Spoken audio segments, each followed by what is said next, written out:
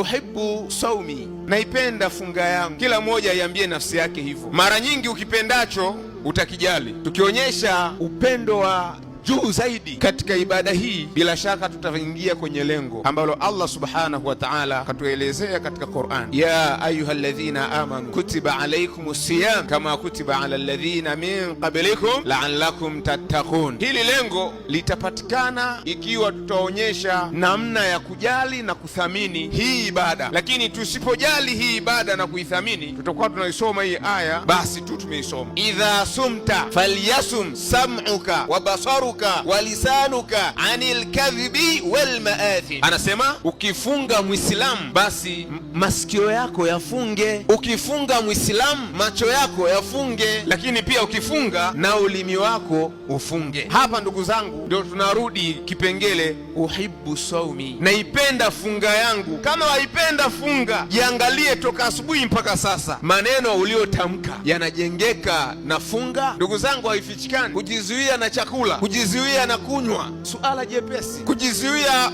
kutopumzika na mke ni suala jepesi, lakini haya mambo aliyozungumza huyu sahaba huyu, tukifanya tathmini, mwanadamu kujifanyia tathmini, anaona hapa kweli natakuwa nifanye udhibiti. Mwanadamu atambue nafasi ya neema ya kusikia, na kile atakachosikiliza kisiwe ni sababu ya kuharibu funga yake. Macho, wewe unasema mimi alhamdulillah nipo sehemu sio za mchanganyiko sana hivyo, lakini simu yako inajibiza kutosha. Matumizi ni yapi na unashuhudilia nini ili kuhifadhi hiyo funga yako? Ulimi pia udhibiti anil kadhibi wal maathimi. Tukiyachunguza haya mambo matatu na tukafanya tathmini na maisha yetu na hii ibada ambayo tulikuwa tunamwomba Allah tuafikishe nayo, tunaweza kujifanyia tathmini kuwa lile lengo aliyotamka Allah la'alakum tattaqun, kuwa hapa tunaenda kulitimiza. Lakini kama itakuwa ni kinyume, tukajizuia kula, tukajizuia kunywa, pumzika na wake, lakini ulimi ukawa sabahalala, ili litanijeruhia funga yangu au la, hajali. Masikio, mtu akawa anasikiliza